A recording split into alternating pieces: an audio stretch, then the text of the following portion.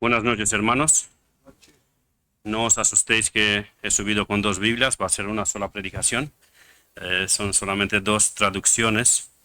Y como voy a citar en una de las citas de la Biblia de las Américas, pues quise tenerla en físico y no solamente leerla de mis hojas. He captado la indirecta del pastor. La de ser corto. Yo primero me hacía ilusiones cuando dijo de no leer muchos versículos, pensando, bueno, va a decir para que así tenemos más tiempo para la predicación, porque recordad que predica el hermano Costel y predica breve. Pero creo que más bien fue una indirecta, que yo también tenía que seguir el mismo patrón. Pero bueno, no sé. Pero, bueno, es bueno reírnos un poco. No es malo. Vale, pues por cualquier cosa me pongo el cronómetro para no alargarme demasiado. Os invito, por favor, que abráis las Biblias en Primera de Samuel, capítulo 2.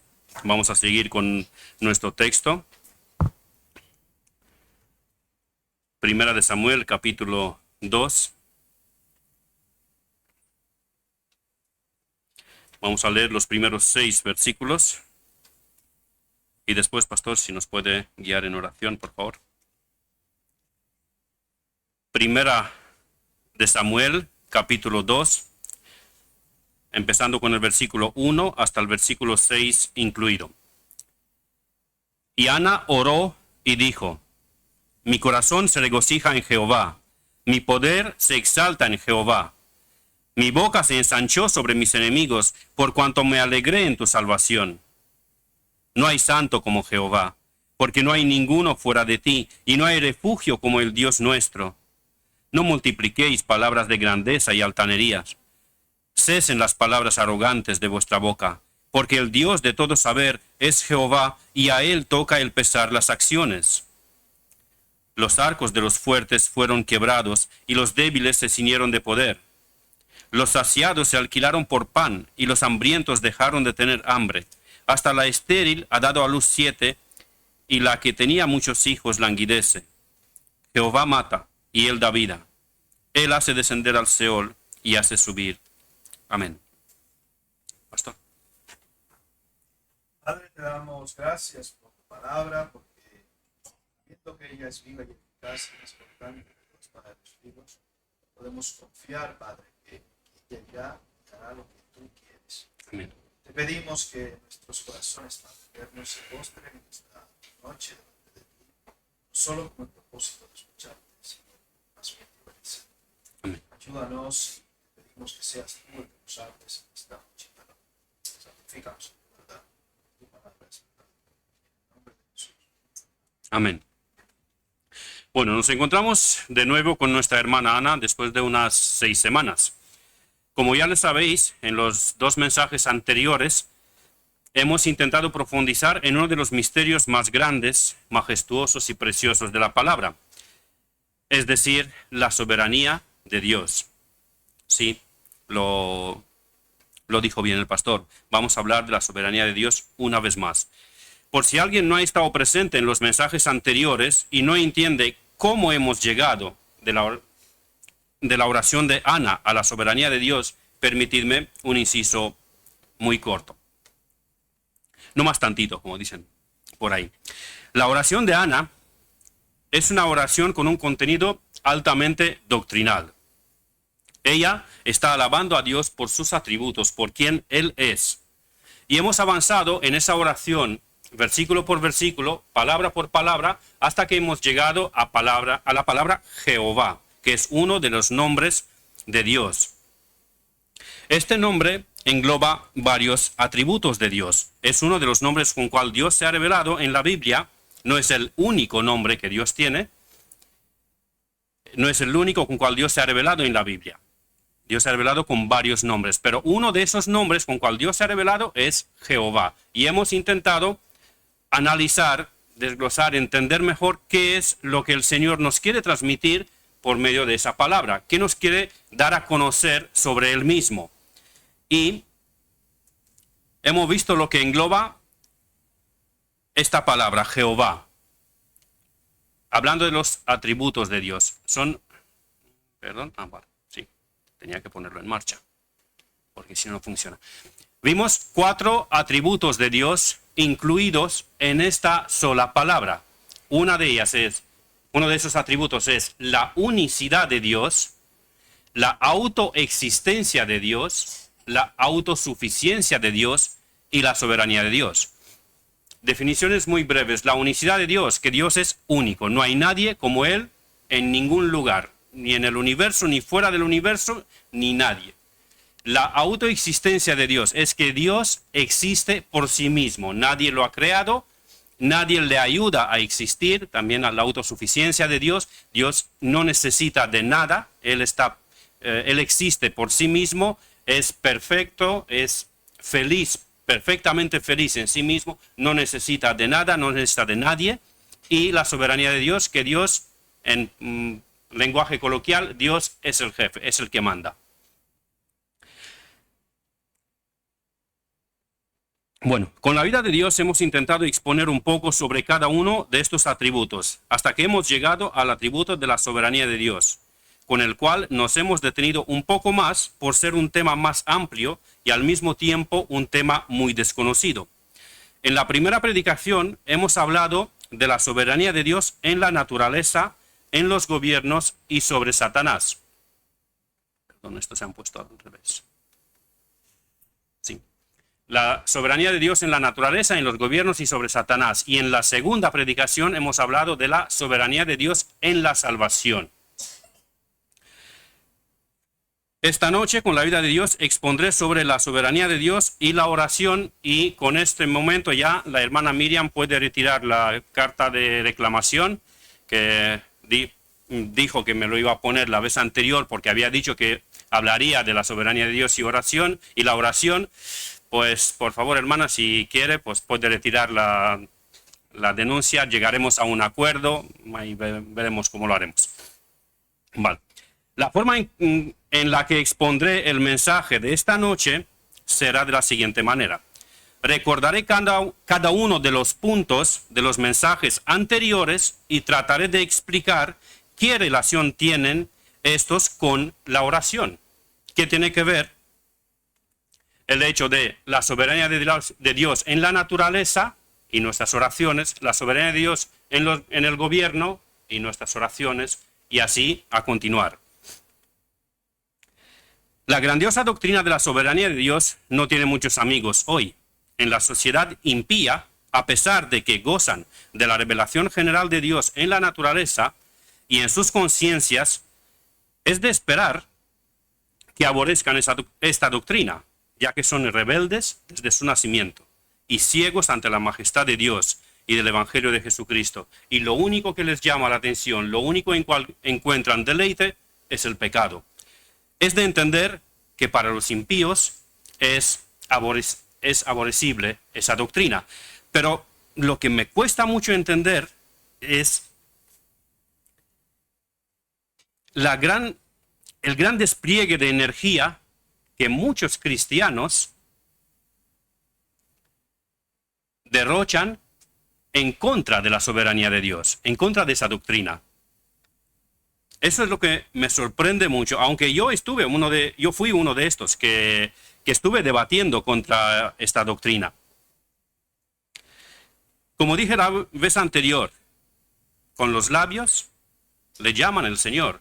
No sé si os acordáis, ese tiempo, sí, todos los cristianos reconocen, sí, Dios es el Señor, Dios es todopoderoso, como dijo también el pastor el domingo pasado. Dios es todopoderoso, pero yo mando.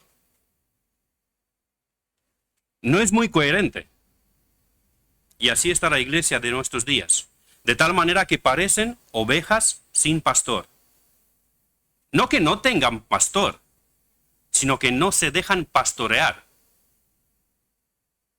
No son enseñables, son testarudos y malcriados. No les gusta la doctrina sana y firme. Solo quieren chucherías espirituales, si me permitís la expresión, y hacen berinche si le quieren dar carne dura.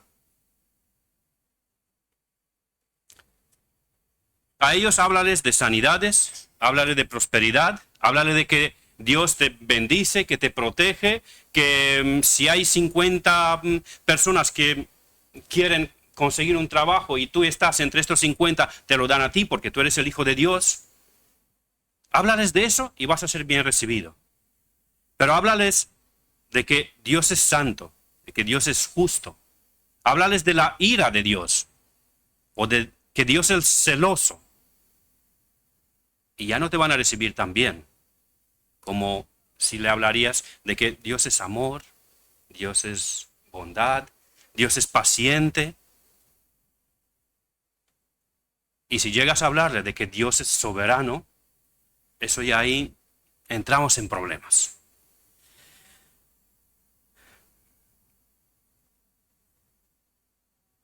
La teoría de la soberanía de Dios mata el evangelismo y la oración, dicen.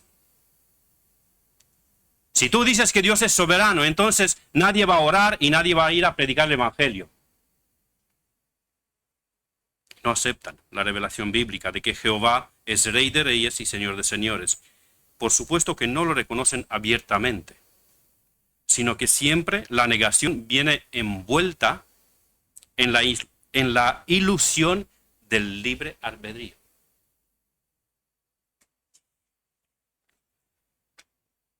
Si les hablas de la soberanía de Dios en la naturaleza, la mayoría de los creyentes lo medio aceptan, salvo que hablas de tsunamis, de terremotos, de calamidades.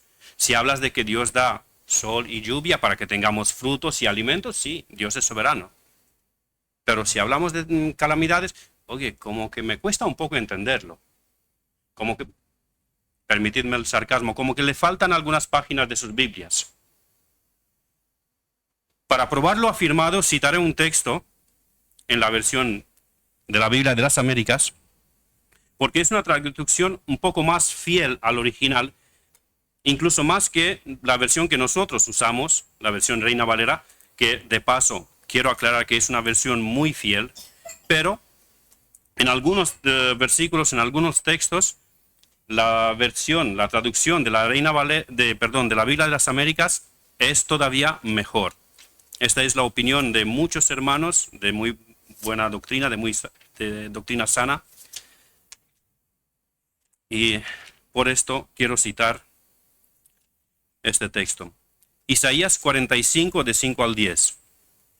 No sé si lo veis en pantalla, si es demasiado pequeño.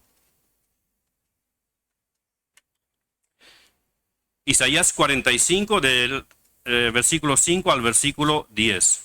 Yo leeré de la Biblia de las Américas, si queréis seguir en la Reina Valera, que supongo que la mayoría lo tenéis. Dice así en la Biblia de las Américas: Yo soy el Señor, y no hay ningún otro. Fuera de mí no hay Dios. Yo te ceñiré, aunque no me has conocido, para que se sepa que desde el nacimiento del sol hasta donde se pone, no hay ninguno fuera de mí.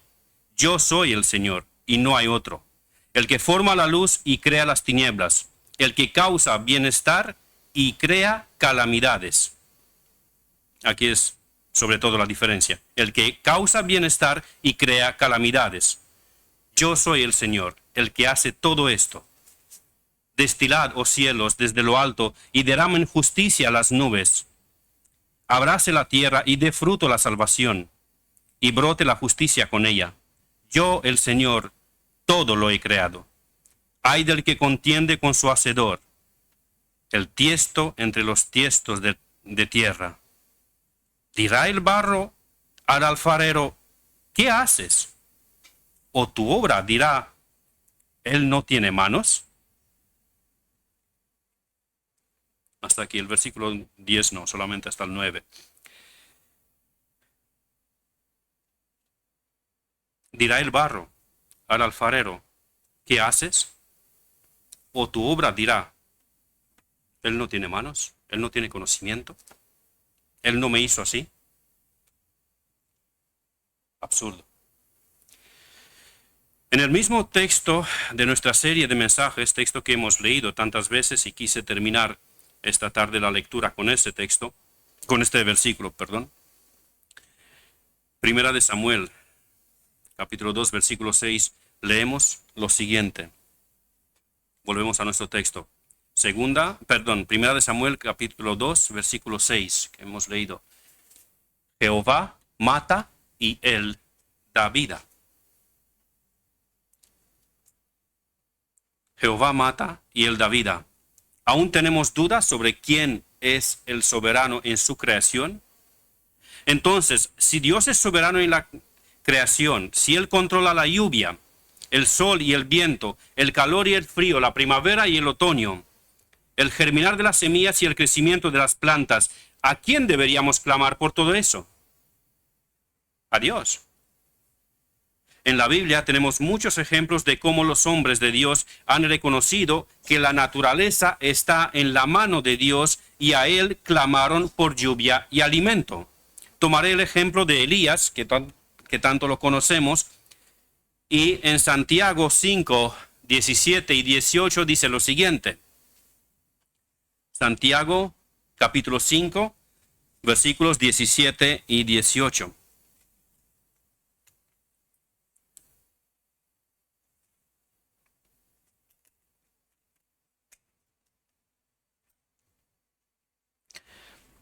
Dice así: Elías era hombre sujeto a pasiones semejantes a las nuestras, y oró fervientemente para que no lloviese, y no llovió sobre la tierra por 3 años y 6 meses. Y otra vez oró, y el cielo dio lluvia, y la tierra produjo su fruto. En el Antiguo Testamento, Dios había dejado escrito por medio de sus profetas que si el pueblo se apartara de él y servía a dioses ajenos, la sequía sería una de las disciplinas de cual Dios echaría mano para corregir a su pueblo. En uno de esos periodos en que los israelitas, en la inmensa mayoría de ellos, habían abandonado a Jehová y servían a Baal y a Asera o a Astarot, Elías, uno de los profetas de Dios, oró fervientemente pidiendo a Dios que trajera la disciplina para la corrección de su pueblo y así que se conviertan de los ídolos a Dios. Y Dios escuchó su oración. Y no cayó ni lluvia ni rocío durante 3 años y medio.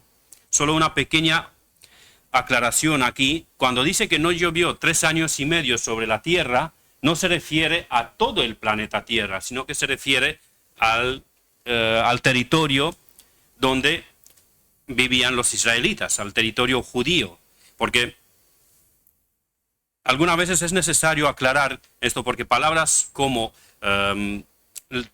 toda la tierra, el mundo o todos, algunas veces nos crean dificultad de entender si se refiere realmente a toda la tierra, a todo el mundo,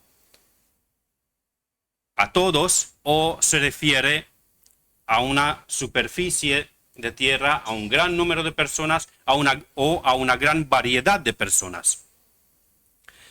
Hago esta aclaración, como dije, para que se entienda perfectamente de lo que estamos hablando. Y si alguien quiere comprobarlo en Primera de Reyes, leyendo el contexto y ver la historia, leyendo la historia, se aclara que es así. Cuando el pueblo dio señales de arrepentimiento, Elías, el profeta de Dios, oró de nuevo a Jehová y él dio otra vez lluvia. Elías tenía muy claro que Dios gobierna la naturaleza, que Dios es soberano sobre su creación y por eso acudía a él para pedir que interviniera. Hermanos, la frase que tanto se escucha y se lee en muchos debates en las redes de comunicación, la que dije hace un momento, que la teoría de la soberanía de Dios mata la oración y el evangelismo, es absolutamente absurda.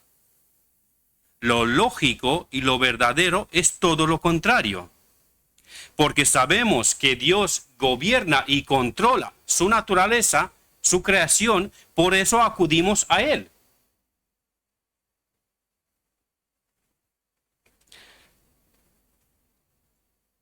Por eso descansamos en Él. Dios controla cada átomo de su universo. Y por eso acudimos a Él en oración cuando queremos que haya un cambio en el tiempo. Descansamos en Él cuando ha ocurrido una calamidad, aunque es difícil pasar por ella, pero descansamos porque sabemos que Él es soberano y que Él lo controla. Sea que es sequía, sea que es inundación, sea que es una ola de frío o de calor o un terremoto o un tsunami o lo que sea. La doctrina de la soberanía de Dios en la naturaleza no mata la oración, sino todo lo contrario, la incentiva, la estimula. Y por cierto, no es una teoría, es una doctrina bíblica, que la encontramos desde el primer versículo de Génesis hasta el último de Apocalipsis. Quisiera recalcar también el versículo 6 de nuestro texto, de 1 de Samuel capítulo 2. Jehová mata y Él da vida. Esta realidad la encontramos también muy a menudo en las páginas del libro sagrado. Y esto es válido para los impíos como para los que son temerosos de Dios.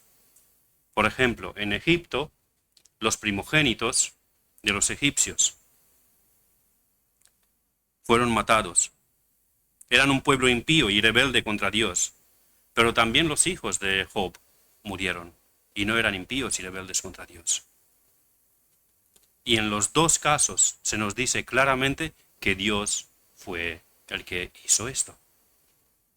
En el caso de los hijos de Job, por medio del instrumento de Satanás, pero cuando Job reconoce Jehová dio, Jehová quitó, el Espíritu Santo concluye, Job no pecó y no profirió ninguna palabra inadecuada contra Dios.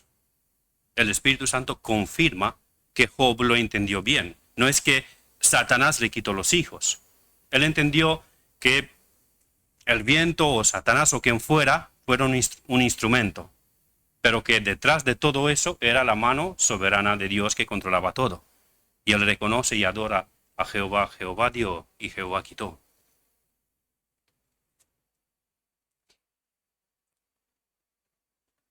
Dios es soberano y da vida a quien quiere y se la quita a quien quiere. Muchas veces no entendemos el porqué.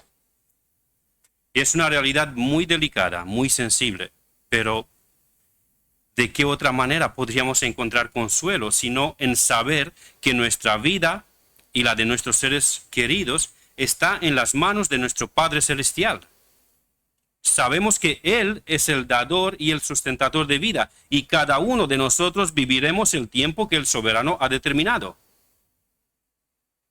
Si os acordáis, os conté que yo aprendí que Dios es soberano cuando mi hija, cuando era un bebé,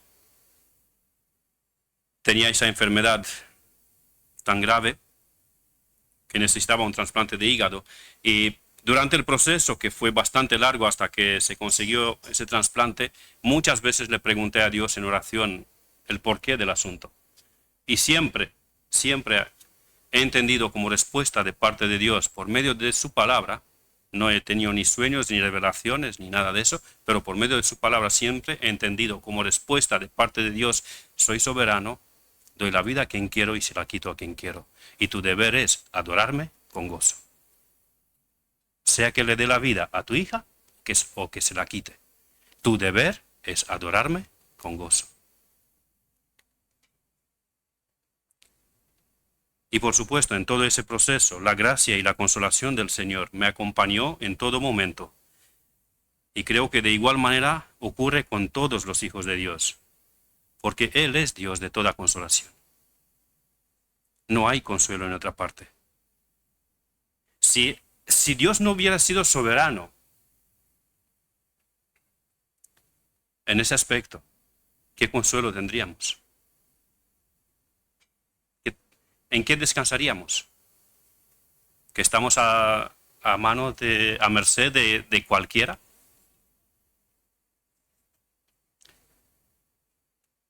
En estos mismos momentos de dolor, cuando no entendemos muchas cosas, podemos doblar nuestras rodillas y adorar como lo hizo Job, diciendo: Jehová dio, Jehová quitó, sea el nombre de Jehová bendito.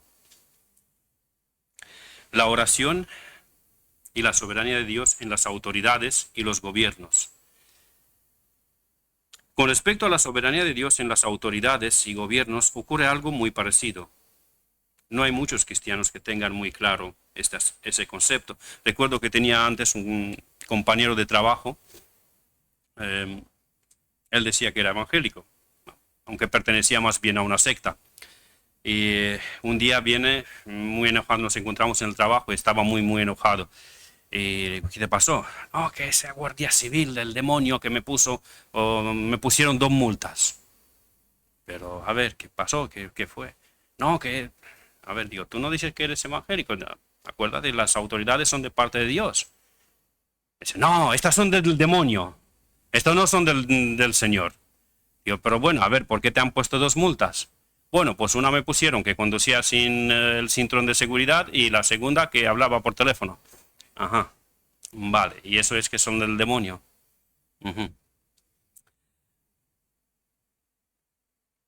Lo dicho, no muchos cristianos tienen muy claro que Dios es soberano sobre los gobiernos.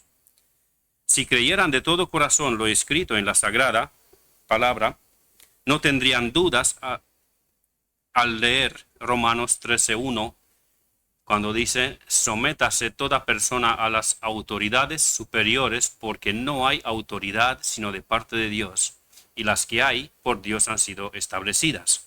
Como ese ex compañero mío de trabajo. No, yo no me puedo someter a esas autoridades, que estas son del demonio, no son de Dios.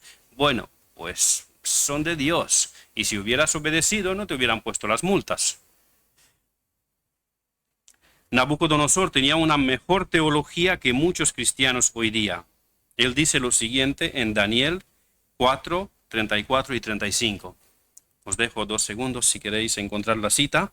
Daniel 4, 34 y 35. Así aprovecho de tomar un trago.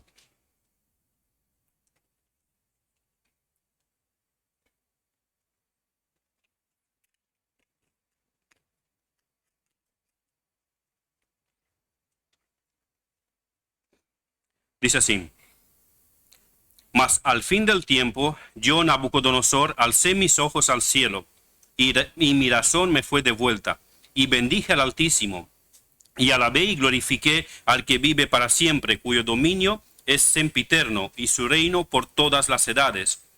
Todos los habitantes de la tierra son considerados como nada, y él hace según su voluntad en el ejército del cielo, y en los habitantes de la tierra. Y no hay quien detenga su mano y le diga, ¿qué haces? ¿Cómo? Hemos leído hace un poquito eso, ¿no? De ¿qué haces? Que no hay quien detenga su mano y decirle, ¿qué haces? Parece que Nabucodonosor había leído el libro de Isaías. Literalmente dudo que lo haya leído, pero tuvo la misma revelación de parte de Dios. Tuvo un encuentro con el mismo Dios, con cual Isaías se había encontrado. Este rey impío tuvo claro que es Dios quien pone y quita reyes. Dios se lo había demostrado de una manera personal, al quitarle del trono de Babilonia, y luego se lo devolvió de nuevo. También José, el 11º hijo de Jacob, reconoce la soberanía y la providencia de Dios en su vida, y le dice a sus hermanos en Génesis 45:8, Así pues, no me enviasteis acá vosotros, sino Dios, que me ha puesto por padre de Faraón, y por señor de toda su casa, y por gobernador en toda la tierra de Egipto. José reconoce y glorifica a Dios que al llegar a ser el gobernador en Egipto, no fue por su habilidad de economista, no fue por su inteligencia, no fue por su sabiduría, sino que fue Dios quien lo puso por padre de Faraón y por señor de toda su casa, y por gobernador en toda la tierra de Egipto. Fue Dios quien lo puso. José lo tenía muy claro. Igual que Nabucodonosor, José creía que era Dios el que quita reyes y pone reyes. Es decir, que Dios es soberano en las autoridades y los gobiernos. Igual de claro lo tenía el profeta Daniel en capítulo 2, versículo 21 de su libro, cuando dice, Él muda los tiempos y las edades, quita reyes y pone reyes. Da la sabiduría a los sabios y la ciencia a los entendidos. En Daniel 2, perdón, no, creo que me he ido demasiado.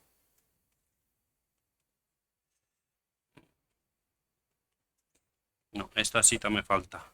Sí, no la tengo aquí. Bien.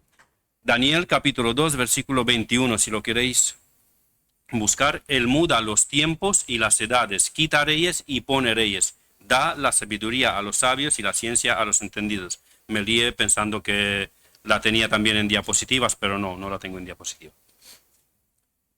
Daniel capítulo 2, versículo 21. Encontráis la cita. También el apóstol Pablo, el que nos afirma en Romanos capítulo 13, que es Dios quien pone las personas en puestos de autoridad. En Timoteo 2, versículo 1 y 2 nos dice lo siguiente. En Romanos capítulo 13 nos afirma que fue Dios quien pone las personas en puestos de autoridad.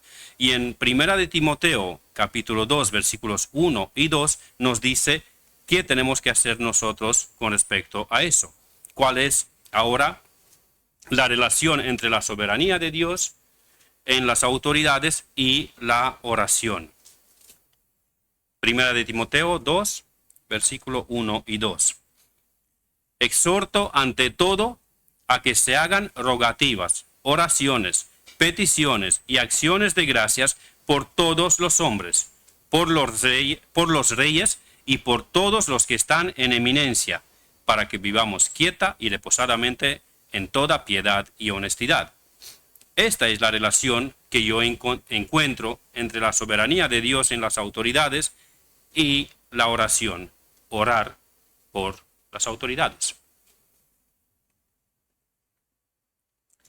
Dios es el que los coloca en el puesto de autoridad y nuestro deber es orar por ellos, porque Dios así lo pide. En el caso de autoridades políticas y administrativas, debemos orar para que Él los guíe, debemos orar para que Él nos guíe respecto a quién debemos apoyar con nuestros votos, si son buenos gobernantes, orar para que Dios los guarde sanos y los libre de los ataques de sus adversarios. Sabéis que en política hay muchos juegos sucios y si hay un gobernante bueno, siempre los oponentes buscan ensuciar su imagen, hacerlo dimitir y todo lo demás. Entonces, por si nos toca un buen gobernante, orar por él, que Dios lo guarde sano y que lo guarde de sus adversarios. Y si son malos gobernantes y promueven agendas satánicas o hacen uso del poder para cometer maldades, debemos orar pidiendo a Dios sabiduría para que nos muestre cómo reaccionar. Pues quizá tocaría hacer uso de nuestro derecho de manifestarnos o presentar un documento de manifestación o pedir un cambio al Señor, o depende de lo que toca. La soberanía de Dios en las autoridades no nos debe volver pasivos o indiferentes, sino, igual que en el aspecto de la naturaleza, debemos pedirle a Dios, presentándole nuestras peticiones por las autoridades. Y en el caso de autoridades a nivel laboral, también tenemos que orar por ellos, para que no sean abusadores, sino justos, y nosotros que cumplamos diligentemente con nuestras responsabilidades.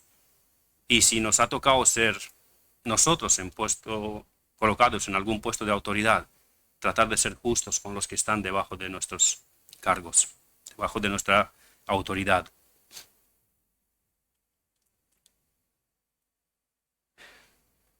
¿De qué otra manera se podría aplicar esta realidad a nuestras vidas, en nuestros días? De varias maneras. Manifestar respeto y obediencia a las autoridades, porque son puestos por Dios como autoridad. Y ese respeto y esa obediencia la tenemos que mostrar siempre, salvo cuando lo que nos piden es contrario a la palabra de Dios. Tenemos que ejercer también con responsabilidad y sabiduría nuestro derecho a votar.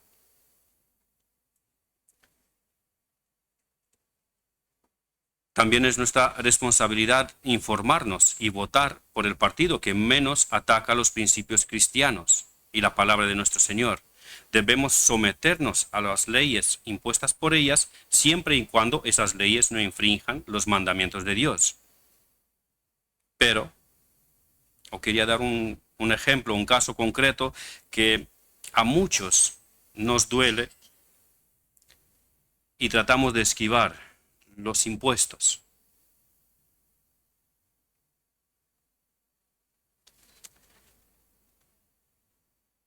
Tenemos que tratar de ser honestos y siempre que nos sea posible pagar todos nuestros impuestos establecidos por el gobierno. Aunque algunos dicen es que si pago todos los impuestos, pues ¿con qué me quedo? El gobierno se lleva ya una gran cantidad de mi sueldo. Bueno, a ver si lo he entendido bien. Cuando se trata de que te beneficies del sistema sanitario de España, te gusta España. A mí me gusta. Cuando yo vine con mi hija de 11 meses, me recibieron en 3 días. Ya estaba ingresada, en mes y medio le hicieron una operación que en otros países estaba valorada en más de 100.000 euros. Hoy me encanta España. Pero si tengo que pagar los impuestos de mi sueldo, ya no me gusta tanto España. Ya no me gusta tanto.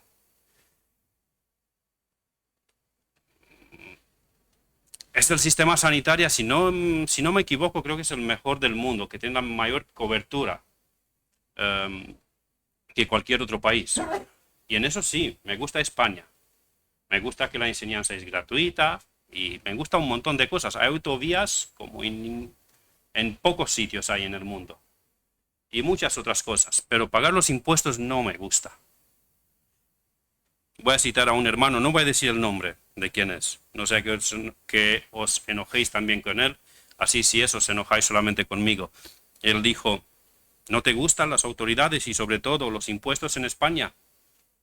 Pues no hay problema, vete a Andorra, que ahí no pagas impuestos. Pero claro, en Andorra no tienes las coberturas que los tienes en España. Quieres la cobertura de España, pero pagando los impuestos de Andorra. No cuadra mucho las cosas.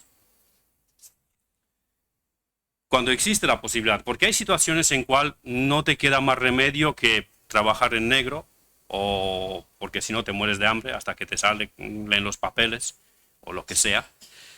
Pero siempre que te sea posible, trata de ser honesto y trata de pagar tus impuestos.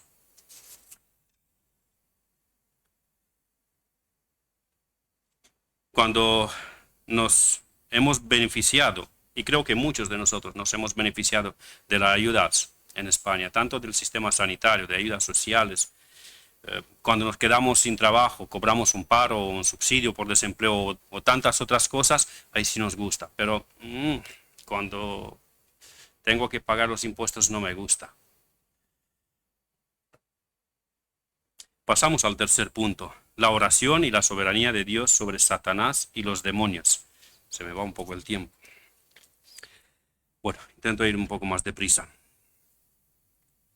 La oración y la soberanía de Dios sobre Satanás y los demonios. Ahí entramos un poco en un tema un poco delicado, porque no todos los cristianos tienen claro que Satanás y los demonios están bajo la soberanía de Dios. Con respecto a que si Dios es soberano en la naturaleza, lo medio aceptan cuando las cosas están bien. Si Dios es soberano sobre los gobiernos, lo mismo, mientras hay paz y nos llevamos bien, estamos bien. Lo medio aceptamos, pero que Dios es soberano sobre Satanás,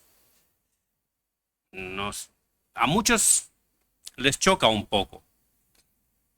Incluso te van a preguntar, pero ¿cómo va a estar Satanás bajo la soberanía de Dios si se rebeló contra Dios, él y sus ángeles? ¿Cómo que está bajo la soberanía de Dios? Bueno, es totalmente cierto que Satanás y sus ángeles se han rebelado contra el soberano y que lo odian con todo su ser. Pero también es cierto que están totalmente bajo la autoridad de Dios. Y aunque muchas personas, incluso cristianos, se imaginan a Satanás como si fuera un segundo Dios, solo que con un poquito menos de poder, como si fueran casi al mismo nivel, y que están ahí en una lucha encarnizada, ¿es correcto decir encarnizada? En una lucha encarnizada y a ver quién gana, a ver quién gana. No, no es así de ninguna manera. La realidad es que tanto Satanás como los demonios son criaturas de Dios. Han sido creados por Dios y subsisten por Dios igual que el resto de la creación. El hecho de que le son rebeldes a Jehová no los convierte en criaturas autónomas. Ellos tienen su existencia en la mano de Dios. En el momento en cual Dios decide no sustentarlos más con vida, desaparecen. Y de ninguna manera la guerra que le hacen al Todopoderoso es casi de igual a igual. Si diría que la comparación en el poder de esa guerra es como si fuera un mosquito que me haría guerra a mí, me quedaría muy corto con mi ilustración. Muy pobre. Porque la diferencia es muchísimo mayor. Aunque Satanás es un ser muy poderoso, a nuestro entender, Jehová Dios es infinito en su poder y majestad. Es todopoderoso, es soberano. Y no hay ilustración que valga para explicar la diferencia entre Jehová y Satanás. De hecho, varias veces le vemos a Satanás sometiéndose y pidiendo permiso a Dios en la Biblia. El ejemplo clásico en la historia de Job, cuando Dios le pone límites muy claros en lo que podía tocar a Job. En los evangelios vemos en un montón de ocasiones cuando el Señor Jesucristo expulsa a los demonios solamente por el poder de su palabra. Como Satanás se va del Señor y lo deja después del periodo de la tentación. En Mateo 4, versículos 10 y 11, un texto muy conocido, la tentación de Jesús, después de que Satanás le había probado y le había tentado al Señor de todas formas, el Señor le dice, entonces Jesús le dijo, vete Satanás, porque escrito está, al Señor tu Dios adorarás y a Él solo servirás. ¿Y qué hizo el diablo? El diablo entonces le dejó, le obedeció. Para mostrar una vez más que Satanás pide permiso a Dios para hacer algo, leeremos Lucas 22, 31. Lucas 22, 31.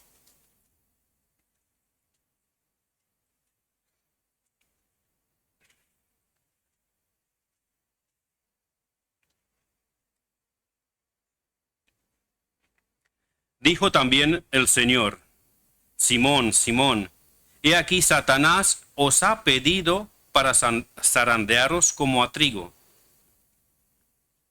Satanás ha pedido permiso. Coloquialmente, si me permitís, como si se acercaría al Señor Jesucristo, ¿me das permiso a zarandearlos? Y por cómo se desarrolla el texto bíblico, vemos que el Señor le dio permiso a zarandearlos. Pero cuando miré de nuevo este texto, preparando el mensaje, cuando miré de nuevo este texto, vi algo que hasta ese momento no lo había visto. Hasta aquí. El maligno pide zarandear a los discípulos como a trigo, seguramente con la intención de destrozarlos. Pero ¿qué está haciendo en realidad al zarandearlos? Cuando zarandeas el trigo, ¿cuál es el resultado? Separas el trigo de la paja. Al final cumple el propósito de Dios. Está haciendo la voluntad de Dios, creyendo que los va a destrozar, al final está haciendo la voluntad de Dios. Si me permitís citar a Juan Calvino, él afirmó una vez algo bien difícil de tragar. Dijo, el mismo Satanás es el Satanás de Dios, es el Satanás de Jehová. No es autónomo, no existe. Satanás no tiene su mundo. Él vive en el mundo de Dios. Él vive porque Dios lo deja vivir, porque Dios lo sustenta vivir. Y él todo lo que hace pide permiso a Dios. Y solamente puede hacer lo que Dios le permite. La reacción de Dios, ¿sabéis cuál es? El que mora en los cielos se reirá. Pero me he pasado. No, esta tampoco la tengo. Sí, pensaba que tengo esa cita también en diapositivas, pero no. Salmos 2:4. El que mora en los cielos se reirá. Esa es la reacción de Dios. Satanás, pensando que está destrozando a los discípulos, a los apóstoles, y en realidad haciendo la voluntad de Dios. Zarandearlos, ¿qué consiguió? Que el que era paja, Judas, se fue a su camino. El que era hijo de perdición, se fue a perdición. Y quien era trigo, siguieron siendo discípulos de nuestro Señor Jesucristo. ¿Cuál es la relación para nosotros? ¿Cuál, y de paso, la aplicación a este punto? Entre la soberanía de Dios sobre Satanás y los demonios y la oración. Si en el primer punto, el hecho de que Dios es soberano en la naturaleza, a nosotros nos impulsa, nos motiva a orar por los asuntos en la naturaleza, por lluvia, por sol y por todo lo demás, si en el aspecto de que Dios es soberano sobre la vida y Él da vida y Él mata, le pedimos a Dios que mantenga con vida a nuestros seres queridos, y si en el asunto de los gobernantes Dios es soberano, le pedimos a Dios por los gobernantes, le pedimos que los guarde, que a nosotros nos dé sabiduría y todo lo demás. En el caso de que Dios es soberano, en el caso que estamos tratando ahora, que Dios es soberano sobre Satanás, ¿tocaría lo mismo pedir por Satanás? No tocaría eso. De ninguna manera nuestra aplicación a este punto es orar por Satanás, sino sabiendo que Dios gobierna sobre el maligno, nuestra oración debe ser que Jehová nos libre del engañador y de sus artimañas, a nosotros, a nuestros seres queridos y a todo el pueblo de Dios. Cuando Satanás pidió zarandear a los discípulos, ¿qué hizo Jesús? Y además se lo dijo a Pedro: mas yo he orado por ti para que tu fe no falte. Sigamos el ejemplo de nuestro Señor. Jesús oró por Pedro y por los demás. En Juan 17 es muy clara la oración de nuestro Señor Jesucristo cuando ora por sus discípulos, para que su fe no falte. Cuanto más nosotros debemos prestar oído a lo que leemos también en 1 de Pedro 5:8. Sed sobrios y velad, porque vuestro adversario, el diablo, como león rugiente, anda alrededor buscando a quien devorar. Sabiendo que nuestro Señor es soberano también sobre Satanás, debemos descansar en Él, debemos confiar en Él, y debemos seguir el ejemplo de nuestro Maestro y orar para que Él nos libre del mal y para que nos dé victoria en tentación. Y con eso pasamos ya al último punto, y supongo que el punto más esperado por muchos: la oración y la soberanía de Dios en la salvación. En la última predicación de esta serie he afirmado que Dios es soberano para salvar a quien Él quiere. Y creo que lo he probado de sobra con la Escritura, de tal manera que solo el que no quiso someterse a la enseñanza bíblica sigue sin entenderlo. Pero se nos levanta una pregunta. Si Dios salvará a quien Él ha decidido salvar, ¿por qué orar por las almas perdidas? Si hacen escogidos por Dios para salvación, ¿para qué orar? Dicen algunos cristianos, tratando de ridiculizar nuestra convicción. Y contestaré, en primer lugar, analizando la otra alternativa, es decir, la que ellos defienden. Supongamos que Dios no es soberano en la salvación de los hombres, sino que los hombres deciden si aceptan la oferta del Evangelio o lo rechazan. Ahí pregunto yo, si es así, que Dios no es soberano y que el hombre decide si acepta la oferta del Evangelio, ¿por qué orarle a Dios?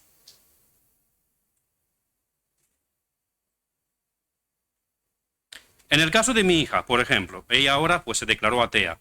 Si es ella quien decide si recibe a Cristo en su corazón, ¿por qué orarle a Dios por su salvación? Porque puedo yo orar y puede obrar Dios lo que obre. Si ella no quiere, no hay problema. No pasa nada, no ocurre nada.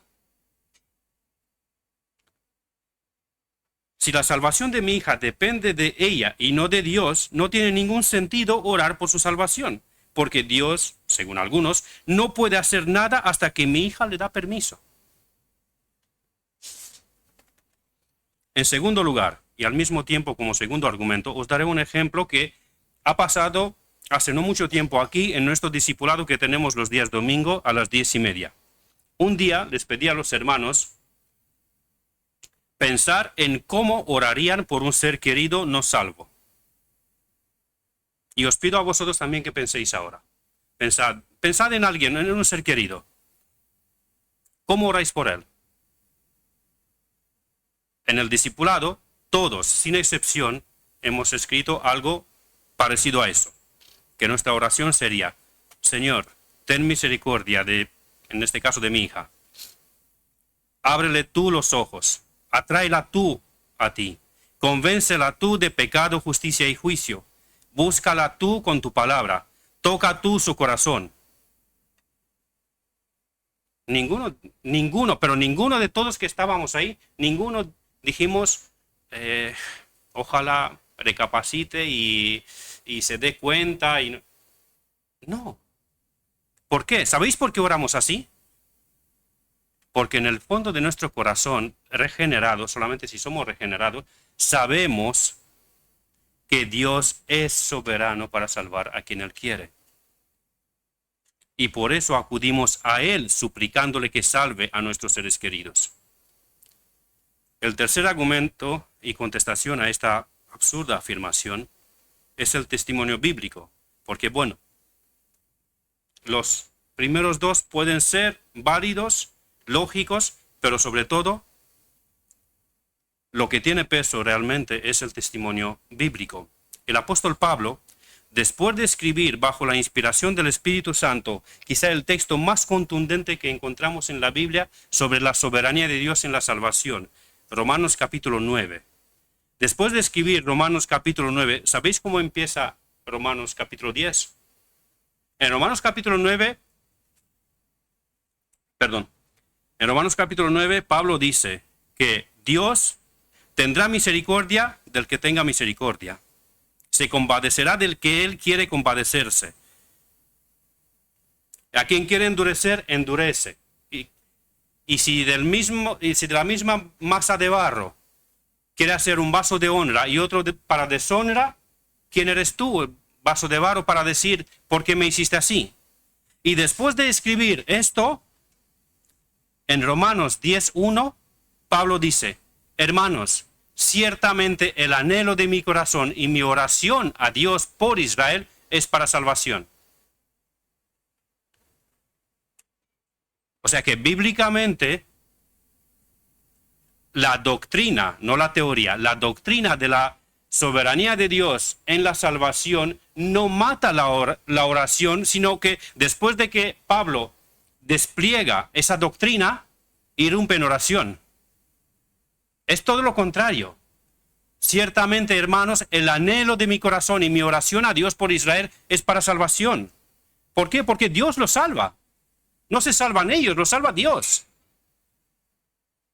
Después de haber dicho en Romanos 9:15, tendré misericordia del que yo tenga misericordia y me compadeceré del que yo me compadezca. Así que no depende del que quiere ni del que corre, sino de Dios que tiene misericordia.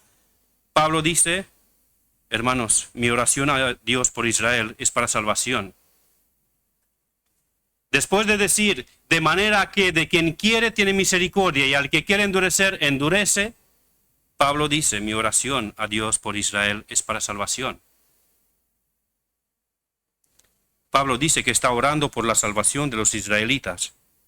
Claro que está orándole a Dios por la salvación de ellos, porque Dios es el único que puede quitarles el corazón de piedra y darles un corazón de carne. Dios es el único que puede hacerlos de nuevo a una nueva vida en Cristo.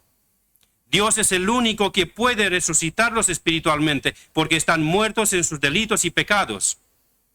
Dios es el único que puede hacer una nueva creación de ellos.